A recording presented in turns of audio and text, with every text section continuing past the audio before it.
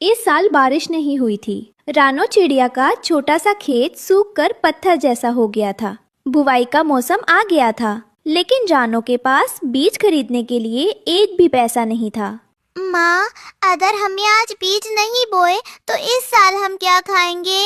चिंता मत करो बेटा, मुझे चील साहूकार से कर्ज मांगना होगा। इसके अलावा कोई रास्ता नहीं है। रानो भारी मन से उड़ते हुए चील साहूकार की हवेली की तरफ जा रही थी। तभी रास्ते में उसे उसका पुराना दोस्त हरिया तोता मिला। रानो को परेशान देखकर उसने उसे रोक लिया। रानो बहन, रुक जाइए। आप कहाँ जा रही हैं? आगे तो उस निर्दयी चील साहूकार का इलाका है। हरिया भाई, मेरे पास कोई चारा नहीं है। खेत सूख गया है और बीज के लिए पैसे नहीं हैं। मुझे उससे कर्ज मांगना ही होगा। नहीं रानो बहन, ये गलती मत कीजिएगा। मैंने सुना है वो साहूकार पैसे नहीं बल्कि गरीबों की जान गिरवी रखवाता है। उसके ब्याज के दलदल में जो फंसा वो कभी बाहर नहीं निकल पाया। हम सब मिलकर कुछ और इंतजाम कर लेंगे, पर वहाँ मत जाइए। आप सही कह रहे हैं भाई, लेकिन बच्चों की भूख मुझसे इंतजार नहीं करवा सकती। अगर मैंने आज जोखिम नहीं उठाया तो कल मेरा परिवार खत्म हो जाएगा। मुझे जाने दीजिए। हरिया तोता समझ गया कि एक माँ की मजबूरी के आगे किसी की सलाह नहीं चलेगी। वो उदास होकर वहीं बैठा रहा और रानो डरते डरते चील साहूकार की बड़ी हवेली में पहुंची। वहाँ नोटों और अनाज की बोरियों के ढेर लगे थे। चील साहूकार अपनी ऊंची गद्दी पर बैठा हुक्का पी रहा था। कहो रानो, खाली हाथ आई हो या कुछ गिरवी रखने को लाई हो? बिना गिरवी रखे मैं एक फूटी कौड़ी नहीं देता। साहूकार जी, मेरे पास गिरवी रखने को कुछ नहीं है। बस मेरा छोटा सा खेत है, उसे रख लीजिए। उस बंजर जमीन की कोई कीमत नहीं है। मुझे कुछ और चाहिए। चील की नजर रानो के मजबूत पंखों पर पड़ी। मुझे तुम्हारे ये उड़ने वाले पंख गिरवी चाहिए। शर्त यह है कि जब तक तुम मेरा कर्ज नहीं चुकाओगी तुम उड़ नहीं सकती। तुम्हें जमीन पर चलकर रेंग कर खेती करनी होगी। मंजूर है? इस साल बारिश नहीं हुई थी। रानो चिड़िया का छोटा सा खेत सूख कर पत्थर जैसा हो गया था। बुवाई का मौसम आ गया था, लेकिन रानो के पास बीज खरीदने के लिए एक भी पैसा नहीं था। माँ, अगर हमने आज बीज नहीं बोए तो इस साल हम क्या खाएंगे? चिंता मत करो बेटा, मुझे चील साहूकार से कर्ज मांगना होगा। इसके अलावा कोई रास्ता नहीं है। रानो भारी मन से उड़ते हुए चील साहूकार की हवेली की तरफ जा रही थी। तभी रास्ते में उसे उसका पुराना दोस्त हरिया तोता मिला। रानो को परेशान देखकर उसने उसे रोक लिया। रानो बहन, रुक जाइए। आप इस दोस्तों, ये रहे हमारी आज की वीडियो के प्यारे सब्सक्राइबर्स और फॉलोअर्स के नाम। शालू, उज्जवल, रवि, लियनाचार्य, जैनब। जो नहीं चुने गए, चिंता मत करो, अगली बार तुम भी बन सकते हो जंगल के सुपरस्टार। दोस्तों, अगर आप भी चाहते हैं मैं आपका नाम अपनी कहानी में लूं, तो देर किस बात की, जल्दी से कमेंट करके अपना नाम हमें भेज। रास्ते पर कहाँ जा रही हैं? आगे तो उस निर्दयी चील साहूकार का इलाका है। हरिया भाई, मेरे पास कोई चारा नहीं है।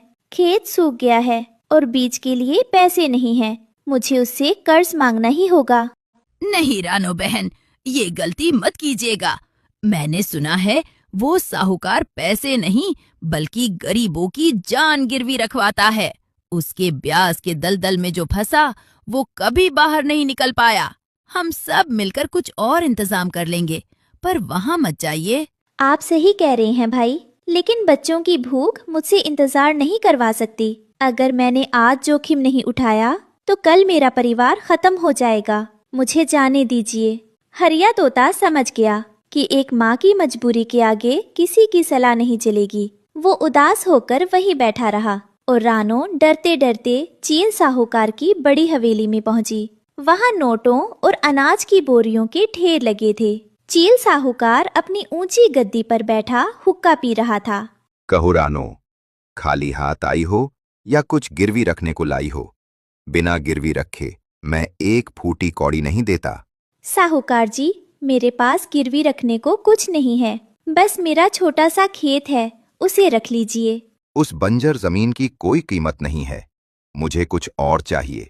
चील की नजर रानो के मजबूत पंखों पर पड़ी। मुझे तुम्हारे ये उड़ने वाले पंख गिरवी चाहिए। शर्त ये है कि जब तक तुम मेरा कर्ज नहीं चुकाओगी तुम उड़ नहीं सकती।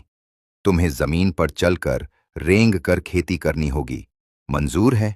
क्या? अगर मैं उड़ूंगी नहीं तो पानी कैसे लाऊंगी? खेती कैसे करूंगी? तो फिर जाओ, अपने बच्चों को भूखा मारो। मजबूर रानो ने कोरे कागज पर अंगूठा लगा दिया। साहूकार ने रानो के पंखों पर एक काले रंग का धागा बांध दिया जो उसकी गुलामी की निशानी थी। अब वो उड़ नहीं सकती थी। वहाँ कालू कौवा भी खड़ा था। अरे रानो बहन, मैंने तो अपनी जमीन के कागज दे दिए और पैसे ले लिए। अब मैं मजे से उड़कर खेती करूंगा और तुम जमीन पर कीड़ों की तरह रेंगना। अगले दिन रानो अपने खेत में काम करने आई। उसे आदत थी उड़कर एक कोने से दूसरे कोने जाने की, लेकिन आज उसे पैदल चलना पड़ रहा था। तपती धूप में नंगे पैर चलते हुए उसके पैरों में छाले पड़ गए थे। उफ, ये जमीन कितनी गर्म है, लेकिन मुझे रुकना नहीं है। मेरे पंख बंधे हैं पर हौसला नहीं। खेत में पानी देने के लिए रानो को दूर नदी तक जाना था। कालू कौवा ऊपर से उड़कर बाल्टी भरकर लाता और मजे से डाल देता। रानो पीठ पर भारी मटका लादे पत्थरों और कांटों पर चलकर पानी ला रही थी। रास्ते में एक पत्थर से ठोकर खाकर रानो गिर पड़ी। उसके घुटने से खून बहने लगा। नहीं, अगर मैं गिर गई तो फसल प्यासी मर जाएगी। रात को रानो घर लौटी। उसके पैर सूजकर मोटे हो गए थे। बच्चे उसके पैरों पर हल्दी का लेप लगा रहे थे। माँ, आपके पैरों की हालत देखी नहीं जा रही।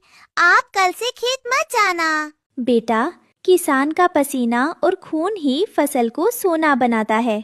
थोड़ा दर्द सह लूंगी तो तुम लोग पेट भर खा सकोगे। रानो के पैरों के घाव इतने गहरे थे कि हल्दी से ठीक नहीं हो रहे थे। अगली सुबह काम पर जाने से पहले वो लंगड़ाते हुए संजीवनी पहाड़ी पर गई। वहाँ जंगल के सबसे बुजुर्ग डॉक्टर वैद्य जी उल्लू रहते थे। अरे रानो बेटी, ये क्या हालत बना ली है? तुम्हारे पंखों पर ये गुलामी का धागा किसने बांधा? वैद्य काका, ये मेरी मजबूरी है। मुझे बस कोई ऐसी दवा दे दीजिए जिससे मेरे पैर सुन्न हो जाएं और मुझे दर्द महसूस ना हो। मुझे अभी खेत जोतना है। बेटी, मैं दर्द तो कम कर दूंगा, लेकिन याद रखना, ये धागा सिर्फ तुम्हारे पंखों पर है, तुम्हारी हिम्मत पर नहीं। ये लेप लो, इससे तुम चल सकोगी। वैद्य जी ने रानो से पैसे नहीं लिए। रानो ने उन्हें प्रणाम किया और फिर से अपने संघर्ष की ओर चल पड़ी। दूसरी तरफ कालू कौवा पैसों के घमंड में चूर था।